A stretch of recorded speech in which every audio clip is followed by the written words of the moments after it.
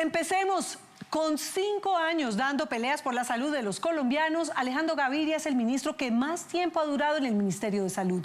Con valentía y resistencia ha luchado por bajar los precios de los medicamentos, se ha opuesto al glifosato porque puede generar linfomas, ha apoyado el uso de la marihuana medicinal, ha liderado campañas de vacunación y ha defendido la eutanasia y el derecho a una muerte digna. Todo eso sin saber que él mismo es un paciente con serios problemas de salud. Pero ni su propia enfermedad le ha impedido seguir peleando por hacer sostenible el sistema de salud en Colombia. Andrés Sanín tuvo esa conversación sobre la vida y la muerte que muchos jamás quisieran tener. Creo que era un 24 o 25 de diciembre, al final de la tarde, la hora del cosmos, dicen algunos. Mi hijo dice, papi, somos un punto nada más. Y yo le dije, sí, Tomás, somos un punto en el tiempo y en el espacio. En ese momento pensé, ya me lo tiré, ¿no? El mismo existencialismo que yo tenía desde chiquito le dio a él. Y le ha pasado algo en estos últimos meses, y yo creo que tiene que ver con mi enfermedad también. Se le ha exacerbado el existencialismo, y él dice por la noche que le da la cosa. Y yo le dije, Tomás, ¿qué es la cosa? Y es el miedo a la muerte, a la finitud. Sí. Todos deberíamos irnos con la dignidad intacta, pero tenemos que reconocer lo que resulta cada vez más difícil. Mucho antes de que un cáncer de linfoma no Hodgkin lo llevara a compartir la paradójica posición de ministro de Salud y paciente, y de que la quimioterapia lo dejara sin pelo y con los crespos hechos. El hombre planea y Dios se ríe. Y este debate de alguna manera trasciende también el tema de la marihuana terapéutica. El ministro de Salud, Alejandro Gaviria, ya hablaba sin pelos en la lengua de la legalización de las drogas, la marihuana medicinal, la eutanasia y hasta de la muerte, esa cosa de la que casi nadie quiere hablar. Pagamos por hacer y no vendramos el espacio propicio para una conversación franca sobre el final de la vida. Estábamos hablando de la cosa con mis papás, los abuelos de Tomás, y mi mamá dijo, no hablemos de eso. Es un tema difícil, ¿no? Para todos los seres humanos. Enfrentar y afrontar nuestra finitud, la necesidad, tal vez como yo concibo la vida, en un mundo sin Dios, sin significado intrínseco, sin creador, sin alma y sin vida después de la muerte, darle significado. La gente se agarra de algo, ¿no? Entonces se agarra de Dios, se agarra de la religión, de algo, y usted ha sido firme en sus no creencias. O... Sí, yo me he agarrado como de la poesía y del amor también. Del amor que es lo que nos queda. Ingeniero y economista, con aires de existencialista, escéptico y de mente abierta, lo hablaba con su hijo Tomás, de solo 9 años. Pero también en sus múltiples escritos, foros y discursos de grado, como decano de Economía de los Andes y ministro de Salud. La fama y la fortuna cuentan por un rato, pero al final importan menos, mucho menos. Sin amor y sin amar y sin ser amado, tal vez no vale la pena nuestro paso efímero por este planetica. Yo le digo a los estudiantes, no, tómense fotos, cultiven buenos recuerdos, de eso está hecho la vida. Es lo que nos va quedando, ¿no? Hay una frase de Fernando Vallejo que también cito así, mucha gente cree que es mía, muy bonita. Sí. Dice, la felicidad solo existe en la nostalgia. Nunca le ha gustado llamar la atención y ha sido esquivo a lo que él llama la tiranía del aplauso, pues genera populismo y demagogia. Pero como su enfermedad no era solo la de Alejandro Gaviria, el esposo, padre de 2 hijos, docente y académico, sino el cáncer del ministro de Salud, no tuvo más remedio que hacer público lo que suele ser privado. Cuando pasa lo de la enfermedad, yo me acuerdo, las fechas se le van quedando grabadas, ¿no? El 9 de junio de este año, ¿no? Pues, yo decía, bueno, me toca contarlo y lo conté con una carta. Y esa carta dice, bueno, estoy listo para lo que viene, vivir los días, las semanas, los meses y los años. Y entre otras cosas, prometo ser distinto. Una Z, porque es lo que he sido de alguna manera, pero con licencias más frecuentes, ¿no? Lidiar con las múltiples presiones de un ministro de Salud le impiden darse licencias hasta para hablar de su enfermedad. Pero aunque preferiría no hablar de su salud, solo de los asuntos del ministerio, su lucha diaria por la salud de los colombianos y su lucha contra el cáncer se han unido en un frente común. Para esta entrevista fue difícil tenerlo, ¿no? ¿Por qué era tan difícil aceptar esta entrevista? No, lo que pensaba era un poquito el tema de mi enfermedad, que fuéramos a reflexionar mucho sobre eso. Sí. Y yo creo que es importante hacerlo y como ministro de Salud tengo una responsabilidad, pero no quería caer tampoco en una especie de exhibicionismo, ¿no?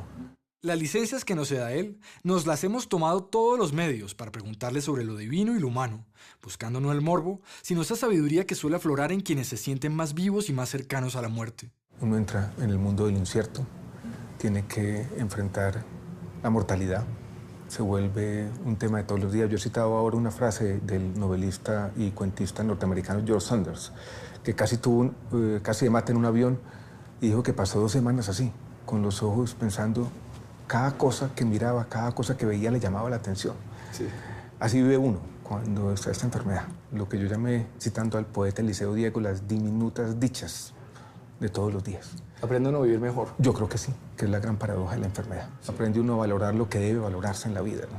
El por qué sí de todo, como decía otro poeta.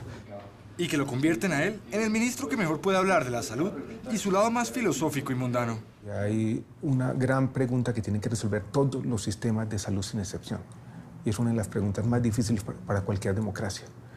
Y tenemos un medicamento, el tratamiento cuesta cientos de millones de pesos, muchas veces al mes. Y la evidencia muestra que está asociado con 3 o 4 meses más de sobrevida. 100, 200, 300, 400 millones. ¿Quién toma esta decisión? O sea, en su caso personal ha habido también una reflexión ética de decir, yo no me voy a someter a tratamientos experimentales que son costosísimos o no voy a salirme del conducto regular del ciudadano común. Se los dije a los médicos, yo quiero ser tratado como cualquier persona. Los medicamentos que a mí me están entregando están disponibles para todos los colombianos, al menos en teoría. A veces tenemos problemas porque hay unas EPS que no funcionan bien, lo tenemos que aceptar así. Pero el tratamiento que yo estoy recibiendo es un tratamiento que está disponible para todos y cada uno de los colombianos. Lo que usted le entrega a un paciente tiene que ser capaz de entregárselo a todos. Usted no puede tomar una decisión para un caso particular si usted no la puede generalizar. En el sistema ya no existen pacientes de primera y segunda categoría. Con autoridad moral e intelectual que le da a compartir sin privilegios la posición de ministro de Salud y paciente, su voz es aún más poderosa a la hora de hacer pública esa conversación sobre la muerte que casi nadie quiere dar. La sociedad entera expresa de lo que alguien llamó la tiranía de la esperanza, donde el 40% de los oncólogos en Estados Unidos dicen que prescriben medicinas a sabiendas de que no van a funcionar. Y lo hacen así no por maldad, no porque estén cooptados por la industria farmacéutica, sino porque son incapaces de tener una conversación con la familia y con el paciente sobre lo inevitable de la vida humana, es la muerte. No queremos tenerla al interior de nuestros hogares y mucho menos queremos tenerla al final de la vida con los médicos tratantes. Y eso nos lleva a un desenlace trágico, la reflexión sobre nuestra propia mortalidad, que ocurre en los últimos días inevitable de nuestra vida. Ya no la tenemos, estamos sedados. La muerte en su cama, en nuestro ámbito familiar, rodeado de nuestros familiares, ya no está siendo posible. Morimos en una unidad de cuidados intensivos. Y eso además tiene una dimensión financiera y económica. Gigantesca. Que esa mala vida le cuesta cientos de miles de millones de pesos a todos los sistemas de salud en el mundo. O sea, nos falta hablar más sobre la muerte, aprender a entender que tenemos que morirnos, que es parte de nuestros deberes también, ¿no? Es paradójico, Andrés, porque las religiones monoteístas que prometen vida más allá de la muerte no nos han enseñado a morir bien. Por eso yo retomé aquí en el ministerio ese debate y esa sentencia bonita del año 1997 de Carlos Gaviria, verdadero liberal, que decía en el tema de eutanasia, en el fondo lo que estamos hablando es de dignidad humana y respeto a la voluntad del individuo. Cuando una persona es un enfermo terminal y levanta la mano y dice yo no quiero seguir sufriendo, esa voluntad tiene que respetarse. Desde que tiene uso de conciencia ha sido ateo, enemigo de los profetas mesiánicos que pregonan el fracaso y defensor de cuestionarlo todo. Lleven la contraria. Si creen que la verdad es X, pero la mayoría vociferante piensa que es Y, expresen siempre su desacuerdo. Y así, fiel a su no creo, se mantiene a pesar del acecho de ese cáncer que se le cruzó por el camino. Ministro, ¿cómo le gustaría ser recordado en unos años? Una persona que trató de ser coherente entre lo que piensa, entre lo que cree y las decisiones que trató de tomar. Así eso implica llevar la contraria. Así eso implica llevar la contraria. José Emilio Pacheco tiene una frase muy bonita. Sí. Dice, fracasé, fue mi culpa, lo reconozco, pero en manera alguna pido perdón o indulgencia. Eso me pasa por intentar lo imposible. Es bonita, ¿no? Doctorado en Economía de los de verdad, no de los de corbata. Profesor y exdecano de los Andes, es un poco nerd. Cuando estaba en bachillerato, mi única herramienta de conquista era dar clases de trigonometría y resolver ecuaciones cuadráticas. Amigo de las ecuaciones, los datos y de llevarle la contraria a los bien pensantes. Los dos libros. Como lo demostró en un libro que escribió en sus contadísimos momentos de recreo. Esto lo escribí a las 10 de la noche. Incluso ayer me reuní con uno de mis mejores amigos de la universidad y me dijo, hombre, vos sí poniéndote tareas que no necesitas. ¿Quién le ha pedido hacer esta vaina? Entonces el estrés de llegar a las 10 de la noche todos los días a escribir esto, hasta tener razón le dije. Pero bueno. Podrá parecer un superministro, pero también es humano y anda con las defensas bajas. Mucho, si me da una gripa, puta, quedo jodido. Por eso todos lo cuidan y antes de entrevistarlo no hay que pasar por una requisa, sino demostrar que uno no tiene una gripa que lo vaya a golpear más que sus quimioterapias. La cuarta. Los primeros días cansón, porque uno, como yo estoy conectado y no hay mucha movilidad, entonces uno como que se cansa de estar ahí como en una cárcel, ¿no? Pero los últimos días ya es cansón porque ya es como náuseas. Es como un guayabo. Sí. Un guayabo del berraco. Pero así largo. Un guayabo largo, un guayabo de 3 días, imagínense. Buenas tardes. Podrá haber perdido hasta los pelos de la lengua y no ser apto para seguir recorriendo el país en un avión, pero no pierde el humor y sigue yendo a su despacho, así no sea con su melena, sino con un gorrito de explorador, para defender el sistema de salud, con la misma energía con la que combate el cáncer y los lugares comunes. Es difícil porque todo el mundo se aproxima a uno con la mejor voluntad, pero uno se va cansando de los lugares comunes, ¿no? Sí.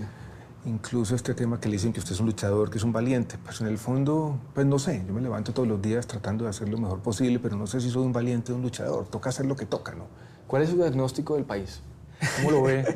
Difícil la pregunta, Andrés. Yo veo el país con alguna preocupación, no me gusta esta polarización política, pero sobre todo no me gusta la gran desconfianza que está creciendo en nuestras instituciones, que es en el fondo lo único que tenemos. Me preocupa mucho la corrupción. Aquí tengo una listica. Tiene una listica de remedios contra la corrupción, pero sobre todo altas dosis de paciencia contra el odio que pulula en el país. ¿Goticas de escepticismo? Por supuesto. Sí. Y sembrar dudas todos los días, ¿no? Sembrar dudas. ¿Y goticas de marihuana? Goticas de marihuana me tomé 2 o 3.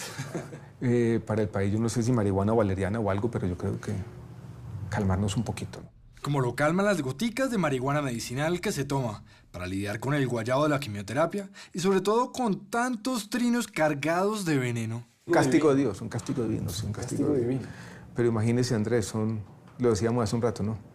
200.000 millones de estrellas en la Vía Láctea, 400.000 millones de galaxias. ¿Usted cree que Dios está muy ocupado en lo que piensa por allá el Ministerio de Salud en Colombia?